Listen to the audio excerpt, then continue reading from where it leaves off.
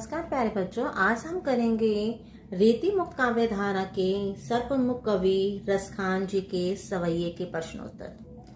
तो यहाँ इन प्रश्नोत्तर में सबसे पहले देखेंगे कि पहला प्रश्न क्या है हमारा, ब्रज भूमि के प्रति कवि का प्रेम किन किन रूपों में अभिव्यक्त हुआ है।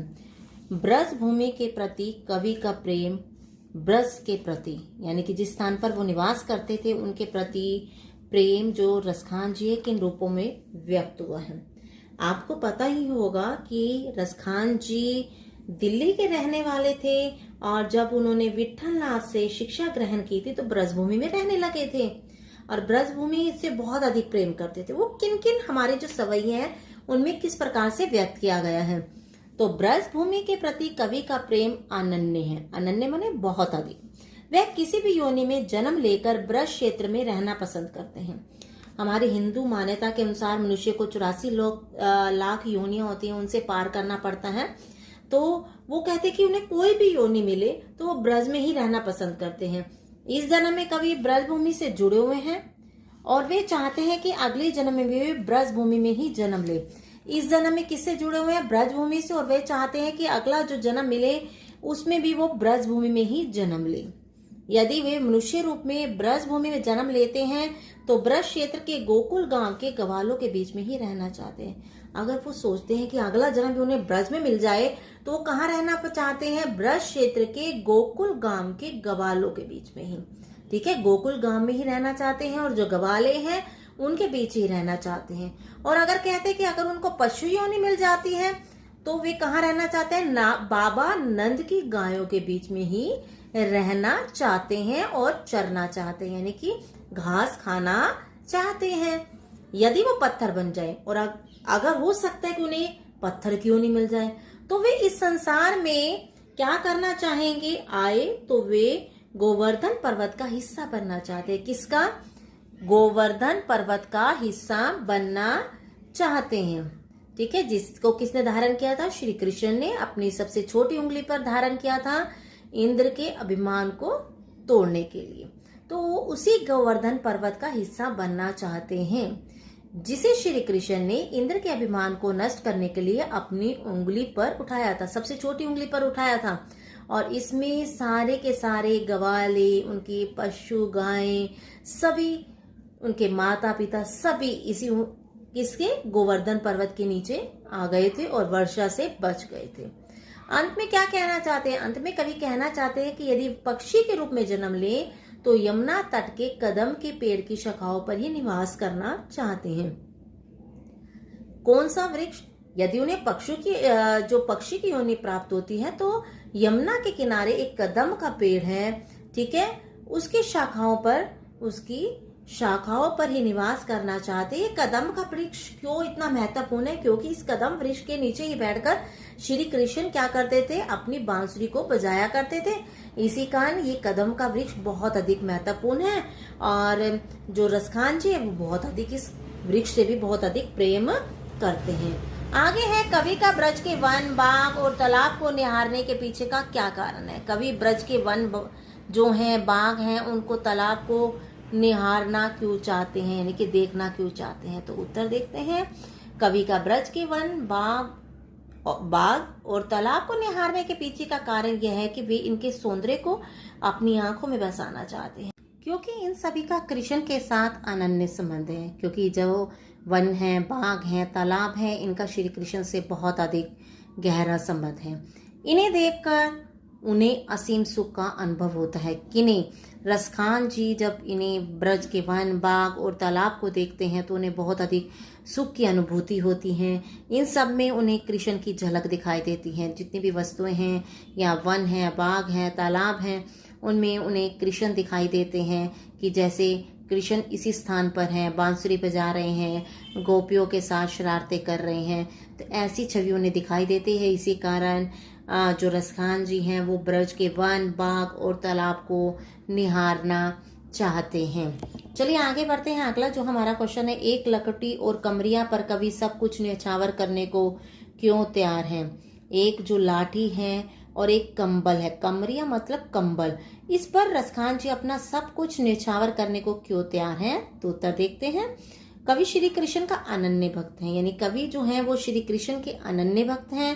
वह श्री कृष्ण की वस्तु से प्रेम करते हैं, जो भी श्री कृष्ण की वस्तु है उनसे बहुत अधिक प्रेम करते हैं। श्री कृष्ण गायों को चराते समय लकड़ी और कमरिया अपने साथ रखते थे। श्री कृष्ण जब गायें चराने जाते थे तो अपने साथ लाठी और कमरिया मतलब कंबल अपने साथ रखते थे। ये कोई सामान्य वस्तु नहीं है। यहाँ कमरिया आएगा, कामरिया नहीं आएगा, तो इसे ठीक कर लेंगे। ठीक है, यहाँ कवि श्री कृष्ण के अनन्य भक्त हैं। का भी लगा सकते हैं, के भी लगा सकते हैं। ठीक है, वो क्या करते थे, चराते समय क्या रखते थे, लाठी और कंबल अपने साथ रखते थे। ये कोई साधारण वस्तु न होकर कृष्ण से संबंधित वस्तु थी, इसलिए कवि उन पर सब कुछ न्यौछावर करने को तैयार है। किस पर, लाठी पर और कंबल पर, क्योंकि श्री कृष्ण गाय को जब चराने जाते थे तो इस लाठी और कंबल को अपने साथ रखते थे, इसलिए कोई ये साधारण वस्तुएं नहीं है बल्कि श्री कृष्ण से जुड़ी वस्तु हैं। और इन वस्तुओं को प्राप्त करने के लिए रसखान जी अपना सब कुछ न्यौछावर बलिदान करने को तैयार है। चलिए आगे बढ़ते हैं। अगला प्रश्न जो है, सखी ने गोपी से श्री कृष्ण का कैसा रूप धारण करने का आग्रह किया था। सखी ने गोपी से वही सब कुछ धारण करने को कहा श्री कृष्ण जो श्री कृष्ण धारण करते थे। जो भी वस्तुएं श्री कृष्ण धारण करते थे वही गोपी ने दूसरी गोपी से धारण करने को कहा। जैसे मोर पंखों से बना मुकुट, आपको पता होगा श्री कृष्ण जी मोर पंखों से बना हुआ मुकुट डालते थे, गलों में जो उनका गला था उनमें गुंजों की माला पहनते थे, पीले वस्त्र डालते थे, हाथ में लाठी लेकर वन वन गायों को चराने के लिए जाते, तो वो भी उसने करने को कहा कि तुम हाथ में लाठी लो और वन में गायों को चराने के लिए जाओ। ये सब बातें उसने कही। चलिए आगे देखते हैं। आपके विचार से कवि पशु पक्षी और पहाड़ के रूप में भी श्री कृष्ण का सानिध्य क्यों प्राप्त करना चाहता है, यानी कि कवि पशु पक्षी बन जाए, पहाड़ बन जाए, तभी श्री कृष्ण का जो साथ है वो क्यों चाहता है। तो हम उत्तर देखते हैं। मेरे विचार से कवि पशु पक्षी और पहाड़ के रूप में श्री कृष्ण का सानिध्य यानी कि साथ इसलिए पाना चाहता है क्योंकि वह श्री कृष्ण का अनन्य भक्त है, परम भक्त है। अनन्य मतलब परम भक्त है। वह हर जन्म में हर रूप में इष्ट देव का सानिध्य पाना चाहता है, सामीप्य पाना चाहता है। कोई भी जन्म हो, चाहे ये जन्म हो चाहे आने वाला जन्म हो, जो उनके इष्ट देव है, जिसको वो पूजा करते हैं, जिसकी पूजनीय मानते हैं, उनका साथ पाना चाहते हैं। वह ब्रजभूमि के पशु पक्षी और पहाड़ में श्री कृष्ण की निकटता महसूस करते हैं। कहाँ कहाँ, ब्रजभूमि के जो पशु हैं, पक्षी हैं, पहाड़ हैं, उनमें भी श्री कृष्ण का क्या समझते हैं कि वो उनके निकट है। इनके माध्यम से उसे लगता है कि इन वस्तुओं के रूप में श्री कृष्ण का सानिध्य पाने से उसका जन्म सार्थक बन जाएगा। यदि ये वस्तुएं मिल जाएं तो श्री कृष्ण का साथ मिल जाएगा और उनका जन्म जो है ये सार्थक हो जाएगा। इसीलिए वो उन सभी वस्तुओं से प्रेम करते हैं। चलिए आगे देखते हैं। चौथे सवैये के अनुसार गोपियां अपने आप को विवश क्यों पाती हैं, अपने आप को मजबूर, विवश मतलब होता है मजबूर, क्यों पाती हैं। चौथे सवैये के अनुसार श्री कृष्ण की मुरली की धुन अत्यंत मधुर तथा मादक है। ठीक है, आपने सुना होगा कि श्री कृष्ण जब मुरली बजाते हैं तो बहुत अधिक कैसी होती है, मधुर होती है, मीठी होती है तथा उनका रूप अत्यंत सुंदर है। और श्री कृष्ण है भी सुंदर। उनकी मुरली की माधुरता तथा उनके रूप सौंदर्य के प्रति गोपियां क्या है, आसक्त हैं।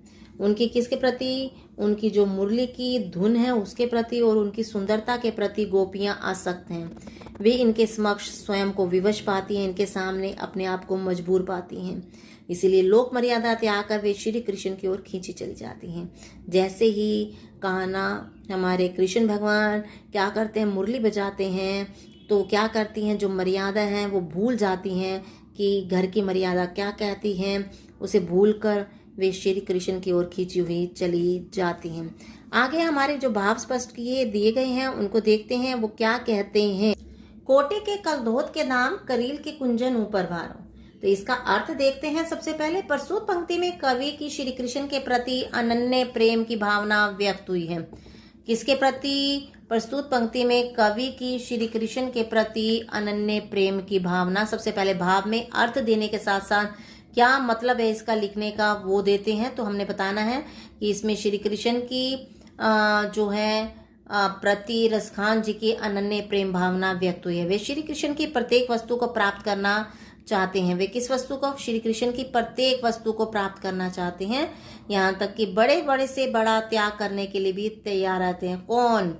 रसखान जी। इसलिए वे करील के वृक्षों के उस समूह जहाँ श्री कृष्ण गौओं को चराते थे के लिए सोने से निर्मित करोड़ों भवनों को भी त्यागने के लिए तैयार हैं।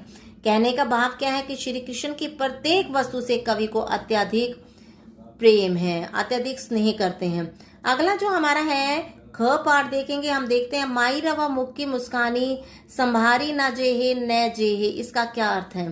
प्रस्तुत काव्य पंक्ति में गोपिका के श्री कृष्ण के प्रति गहन प्रेम का व्यक्त किया गया है। प्रस्तुत काव्य पंक्ति में गोपिका का श्री कृष्ण के प्रति गहन प्रेम व्यक्त किया गया है। ठीक है। गोपिका कहती है कि गोपिका कहती कि मैं श्री कृष्ण की मधुर मुस्कान को देखकर अपने आप को संभाल नहीं सकती, अर्थात श्री कृष्ण के प्रेम की धारा में प्रवाहित होने लगूंगी। ठीक है। कैसे? उनकी जब मुस्कान देखेगी तो उनके प्रेम की ओर आकर्षित हो जाएगी। इस पंक्ति में गोपिका की विवशता यानी मजबूरी को उद्घाटित किया गया है। किसको? गोपिका की विवशता को, मजबूरी को उद्घाटित किया गया है। आगे जो हमारा है कलिंदी कुल कदम की डारन में कौन सा अलंकार है? तो आप देख रहे होंगे कलिंदी कुल क आ रहा है तो अनुप्रास अलंकार है। जो अगला क्वेश्चन है या मुरली मुरलीधर की अदरैन धरी अदरैन न धरूंगी, इसका काव्य सौंदर्य देना है। तो काव्य सौंदर्य देखते हैं। इस पंक्ति का काव्य सौंदर्य क्या है? पहले समय काव्य सौंदर्य देने से पहले बेटा भाव देना होता है। काव्य सौंदर्य के अंतर्गत भाव देंगे और भाव के बाद हम शिल्प सौंदर्य देते हैं। अगर आपका शिल्प सौंदर्य आता है बेटा, उसके अंतर्गत सिर्फ हमने भाषा और क्या देनी होती है? भाषा, अलंकार, गुण और रस देना होता है। लेकिन अगर आपका क्या आ जाए, काव्य सौंदर्य आ जाता है, उसमें हम भाव सौंदर्य और शिल्प सौंदर्य देंगे। क्लियर? काव्य सौंदर्य आता है तो भाव सौंदर्य और शिल्प सौंदर्य, और अगर भाव खाली आता है तो अर्थ देंगे, और शिल्प सौंदर्य आता है तो उसके अंतर्गत हम भाषा, अलंकार, रस और गुण देंगे। तो पहले देखते हैं कि काव्य सौंदर्य पूछा गया तो भाव सौंदर्य स्पष्ट करते हैं। या मुरली मुरलीधर की अदरैन धरी अदरैन न धरूंगी, इसका गोपी अपनी सखी के कहने पर श्री कृष्ण के समान ही वस्त्र आभूषण धारण तो कर लेगी, पर वह श्री कृष्ण की मुरली को अपनी होठों पर नहीं रखेगी, क्योंकि श्री कृष्ण उनकी अपेक्षा अपनी बांसुरी से अधिक प्यार करते हैं। किससे करते हैं? अपनी बांसुरी से। इसलिए वे हमेशा बांसुरी जाते हैं। यही कारण है कि गोपियां बांसुरी को अपनी सोतन समझती हैं। क्यों समझती हैं? क्योंकि सारा दिन जो श्री कृष्ण जी वो बांसुरी के साथ लगे रहते हैं। यदि गोपियां कोई बात भी कहते तब भी उसे क्या करते हैं? समझते नहीं है, सुनते नहीं है। तो उन्हें क्या लगती हैं? ये सोतन की तरह लगती हैं। इसलिए वो क्या करना, सब कुछ धारण कर लेगी। गाय भी चराने जाएगी, वस्त्र भी धारण कर लेगी, मोहर मुकुट भी धारण कर लेगी, गुंज की माला भी पहन लेगी, लाठी भी धारण कर लेगी, कंबल भी धारण कर लेगी, लेकिन वो मुरली को अपने होठों पर धारण नहीं करेगी। ये भाव सौंदर्य के अंतर्गत आ गया है आपका। अब हम देखते हैं शिल्प सौंदर्य में आपने बताना है कि इस काव्यांश में ब्रज भाषा का प्रयोग किया गया है। ध म, ठीक है, धारण, अधरान, धरूंगी, ध आ रहा है। मैंने आपको बताया था 6 का अनुप्रास है, तो आप यहाँ पे अनुप्रास अलंकार लगा सकते हैं। म के कारण मुरली मुरलीधर के कारण म का भी प्रयोग हुआ है, और र की आवृत्ति भी हुई है, इसी कारण अनुप्रास अलंकार है। मुरली और मुरलीधर में अधरान और अधरान में यमक अलंकार है। एक मुरली आ गया बांसुरी के लिए और मुरलीधर श्री कृष्ण के लिए। अधरान होठों पर और अधरान मतलब नय धारण करूंगी, नहीं रखूंगी, तो यहाँ यमक अलंकार हो गया। और माधुर्य गुण है। माधुर्य गुण कहाँ पर होता है? जहाँ प्रेम का वर्णन होता है वहाँ माधुर्य गुण होता है। और यहाँ पर श्रृंगार रस है। श्रृंगार रस में चाहे वे क्या करती है? श्रृंगार रस किस कारण है? क्योंकि वो श्री कृष्ण से बहुत अधिक प्रेम करती हैं। जहाँ प्रेम की भावना होती है वहाँ संयोग होता है। श्री कृष्ण के प्रति गोपियों का प्रेम है, इसी कारण श्रृंगार रस है, और प्रेम की भावना होने के कारण माधुर्य। ओके बेटा, आपको समझ आ गए होंगे कि माधुर्य गुण किस कारण है, श्रृंगार रस किस कारण है, और यमक अलंकार है। ये सब समझ आ गए। मैंने आपको पहले भी बताया था कि माधुर्य गुण, ओज गुण, ठीक है, आपको बताए गए थे कि कौन कौन से गुण होते हैं, प्रसाद गुण, ओज गुण और माधुर्य गुण। तो यहाँ माधुर्य गुण हो गया। रस की आपको बताया गया था 11 है, तो उनमें से एक रस श्रृंगार रस का प्रयोग किया गया है। आपको जो मैंने प्रश्नोत्तर करवाए हैं वो समझ आ ही गए होंगे।